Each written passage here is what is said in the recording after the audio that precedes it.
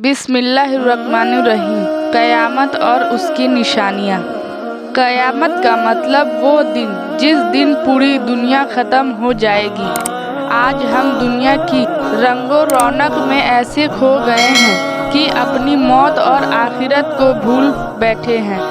आज इंसान सिर्फ उसी के बारे में सोचता है जो उसके सामने हो रहा है या जो चल रहा है, और जो हकीकत आँखों से ओझल है उन्होंने भूल बैठा है। कहने का मतलब ये है कि इंसान सिर्फ दुनियावी मौज मस्ती में मगन है, उसे अपनी आखिरत का बिल्कुल ख्याल नहीं है। इंसान की यही भूल और लापरवाही इंसान को जहन्नम के रास्ते तक ले जाती है। हमें जिन जिन हकीकतों पर ईमान लाना जरूरी है उनमें से एक क़यामत भी एक हकीकत है, और जो क़यामत की हकीकत को ना माने वो मुसलमान नहीं। कभी आपने सोचा कि आखिर क़यामत क्या है? क्या आपने इसके बारे में कभी जानने की कोशिश की?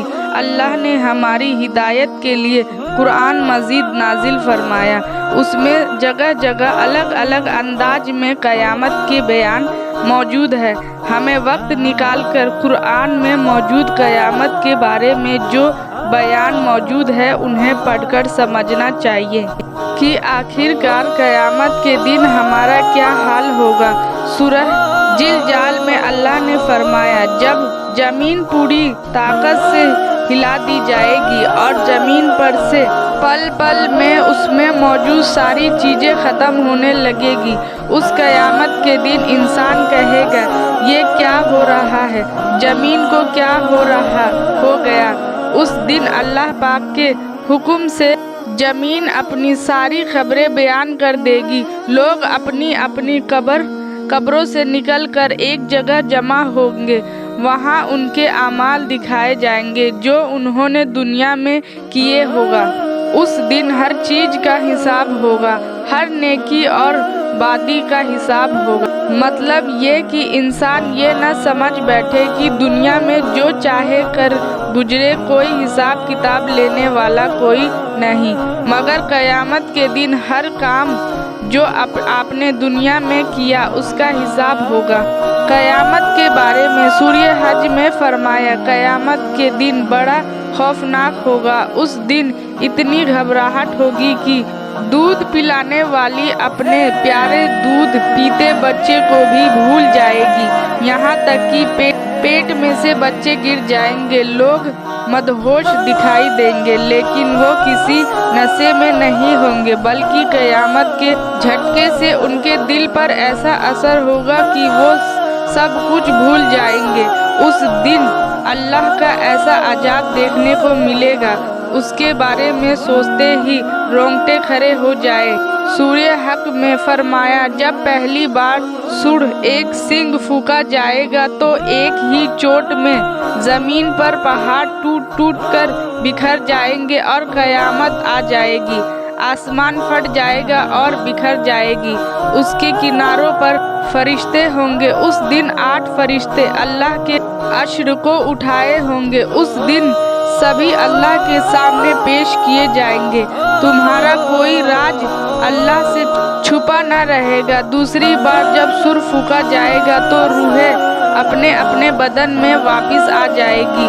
लोग जिंदा होकर खड़े हो जाएंगे। नबियों और गवाहों को लाया जाएगा और सबके फैसले सुना दिए जाएंगे। जिनसे जैसा दुनिया में किया उसका वैसा अंजाम होगा।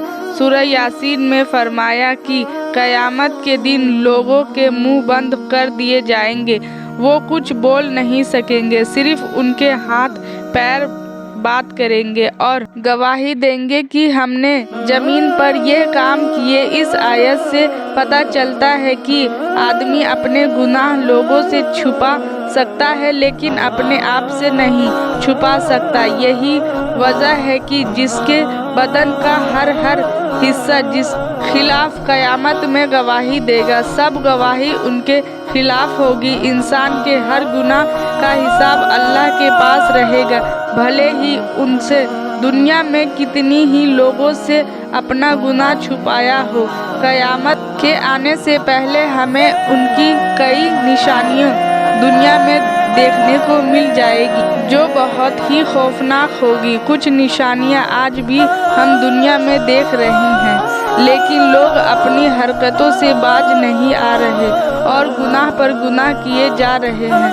انہیں اپنی آخرت کا بالکل بھی خوف نہیں۔ ان کا انجام آخرت میں اتنا دردناک ہوگا کہ اگر وہ سپنے میں بھی وہ دیکھ لیں تو صدمے میں آ جائیں گے۔ بہرحال ہمیں چاہیے کہ آج ہم جو بھی غلط چیزیں ہمارے آس پاس دیکھ رہے ہیں یا ہم خود ہی اسے کر رہے ہیں تو ہم اسے روکنے کی کوشش کریں، گناہ سے بچیں، اپنے آس پاس ہو رہی غلط چیزوں گھٹناؤں کو روکیں اور اللہ سے اپنے گناہوں کی معافی مانگیں تاکہ ہم اپنی آخرت سدھار سکیں، کیونکہ دنیا والی زندگی تو ایک نہ ایک دن ختم ہو جائے گی۔